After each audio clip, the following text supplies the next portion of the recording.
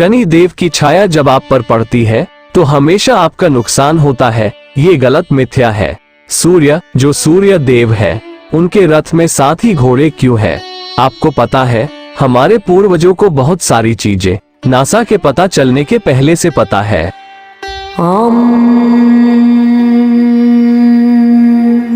आप लोगों ने कभी ध्यान दिया है कि शनि देव की जहां भी आप कभी भी प्रतिमा देखेंगे तो वो काले पत्थरों से बनी होती है या काले रंग की होती है। इनफैक्ट शनि देव का पूरा मंदिर भी ज्यादातर जगहों पर काले पत्थरों से या काले रंग से ही रंगा होता है। कारण क्या है? इसके पीछे भी एक कारण है। एक वक्त था जब सूर्य देव की पत्नी उनसे दूरी बना रही थी, उनसे दूर जाना चाह रही थी और वो अपने माता पिता के पास लौट गई। जब वो अपने माता पिता के पास लौटी, उसके पहले उन्होंने अपना एक क्लोन तैयार किया, एक प्रतिबिंब जिसका नाम उन्होंने रखा छाया, और उसको समझाया कि सूर्य देव को ये पता नहीं चलना चाहिए कि मैं उनके आसपास नहीं हूँ। सूर्यदेव को ये बात नहीं पता थी। सूर्यदेव ने छाया को अपनी पत्नी समझ के छाया के साथ जो बच्चे किए, उनमें से एक बच्चे का नाम है सनी। छाया मतलब साया, छाया मतलब शैडो।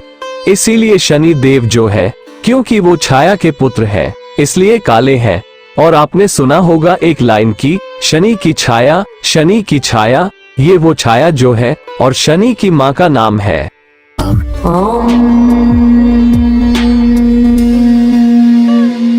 हनुमान जी की पूजा करना। हनुमान जी के अगर आप भक्त हैं तो ये माना जाता है कि शनि का प्रकोप आप पे माइल्ड होता है, कम होता है। इसलिए हर घर में हनुमान जी की पूजा सबसे ज्यादा होती है। हर घर में हनुमान चालीसा होता है, क्योंकि शनि हनुमान भक्त को उस लेवल का नुकसान चाह के भी नहीं पहुंचा सकते जो बाकियों पर होता है। तो ये है शनि देव, जिनकी माँ का नाम है छाया। यह एक कारण है जिसके कारण उनका रंग काला माना जाता है। इसीलिए उनका मंदिर और उनकी मूर्तियां या काले रंग की होती है या काले पत्थर से बनाई जाती है।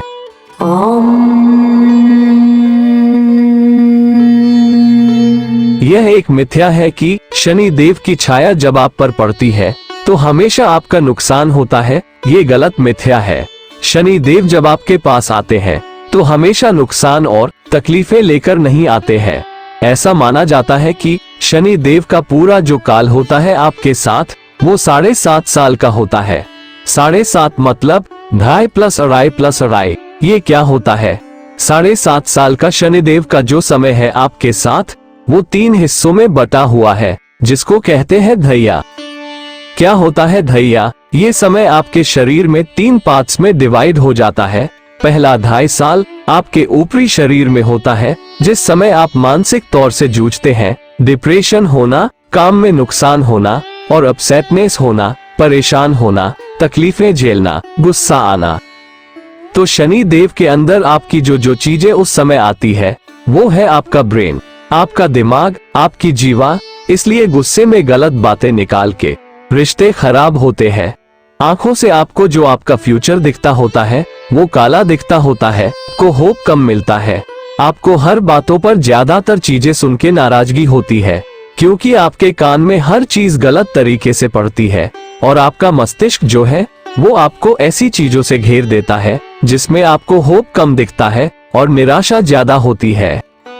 सेकंड 2.5 साल जो आता है वो यहाँ चेस्ट के नीचे से उतर के नीचे के शरीर में जाता है।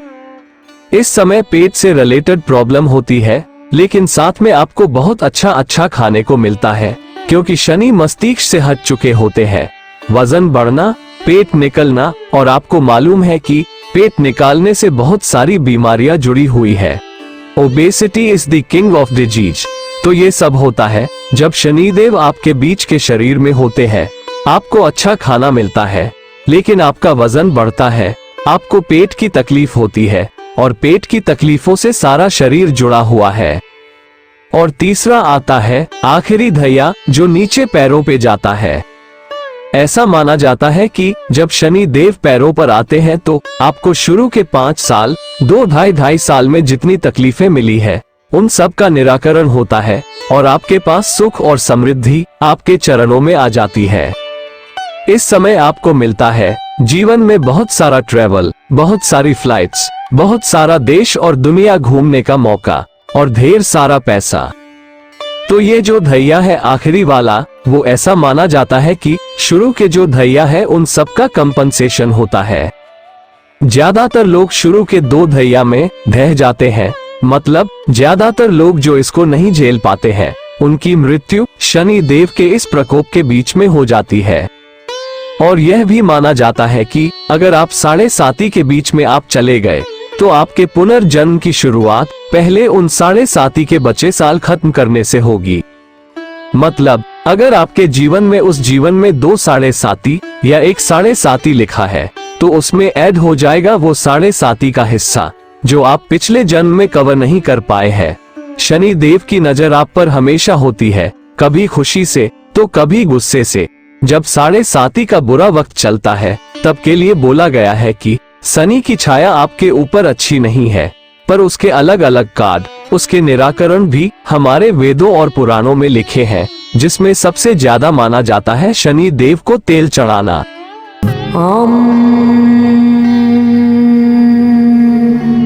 आपको पता है हमारे पूर्वजों को बहुत सारी चीजें नासा के पता चलने के पहले से पता है, जैसे सूर्य जो सूर्य देव है उनके रथ में 7 ही घोड़े क्यों है, क्योंकि हमारे पूर्वजों को ये पता था कि 7 घोड़े मतलब 7 रंग जो हमको अपनी इन आंखों से नहीं दिखते, मगर सूरज से आने वाली हर किरण में 7 रंग होते हैं, जिसको बाद में हम लोगों ने नाम दिया रेनबो का।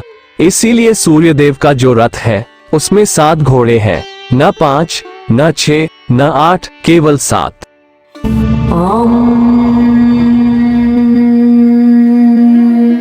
उसी प्रकार हमको पता था कि एक मिल्की वे ब्रह्मांड में, जिसको हम आकाश गंगा के नाम से जानते थे, मिल्की वेव ना मिलने के पहले हम नासा का इंतजार नहीं कर रहे थे टेलीस्कोप बना के हमको दिखाने के लिए कि मिल्की वेव क्या होता है। उसी तरह हमको पहले से पता था कि सौर मंडल, जिसको बाद में सोलर सिस्टम के नाम से जाना गया, पूरे विश्व में उसमें 9 ग्रह 9 प्लैनेट है। हाँ मुझे पता है अब 8 है, प्लूटो जा चुका है, मगर उस समय 9 होते थे। और इसीलिए हमारे परिवारों में, हिंदू धर्म में, सनातन धर्म में, हर अच्छे और बुरे काम के अंत में 9 ग्रहों की या तो पूजा की जाती है या उनकी शांति की प्रार्थना की जाती है। मैं क्या कहना चाह रहा हूँ? मैं ये कहना चाह रहा हूँ कि हमारे परिवार में जब कोई पैदा होता है तो 9 ग्रहों को देखकर कुंडली बनाई जाती है, और जब किसी की अंत्येष्टि होती है, जब किसी का देहांत होता है, देह मतलब शरीर, अंत मतलब अंत, देह का अंत मतलब देहांत होता है, तो भी 9 ग्रहों की पूजा की जाती है। आत्मा की शांति के लिए हम नए घर में गृह प्रवेश करते हैं तो भी हम 9 ग्रहों की पूजा करते हैं, उन 9 प्लैनेट्स को शांत करने के लिए, अपने वश में, अपनी तरफ रखने के लिए। आपने देखा होगा चावल के 9 ढेर पूजा में उन ढेरों के हर ढेर के ऊपर एक सुपारी, वो डिपिक्शन होता है उन 9 ग्रह का।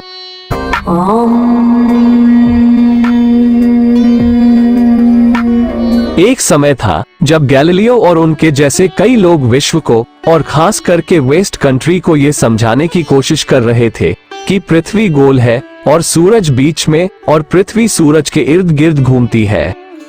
कुछ लोगों को मार दिया गया, कुछ लोगों को हाउस अरेस्ट कर दिया गया, और सभी को एक नाम दिया गया, वो था एंटी क्राइस्ट। जब वहाँ वो सब चल रहा था तो भी यहाँ इस देश में हम जियोग्राफी को भूगोल ही कहते थे। भू मतलब लैंड, गोल मतलब गोल। मुझे ये पता है कि उन लोगों को ये सब पता था, मगर मुझे यह नहीं पता है कि मेरे पूर्वजों को, आपके पूर्वजों को, हमारे पूर्वजों को ये सब कैसे पता था बिना इतनी एडवांस टेक्नोलॉजी के जो आज है। तो मेरी मदद कीजिए जानने में कि हम कैसे नासा के फॉर्मेशन के भी पहले से अपने हनुमान चालीसा में अर्थ का डिस्टेंस लिख चुके थे। खोजिए, ढूंढिए, पढ़िए और फिर मुझे बताइए कि मेरे और आपके पूर्वजों को इतने टेक्नोलॉजी के पहले से इस तरीके के जटिल सवालों का जवाब कहां से मिला। और ऐसी ही और अनसुनी, अनकही और अनदेखी कहानियों को सुनते रहने के लिए सब्सक्राइब करें हमारे चैनल ज्ञान गंगा हिंदी को। धन्यवाद। जय शनिदेव।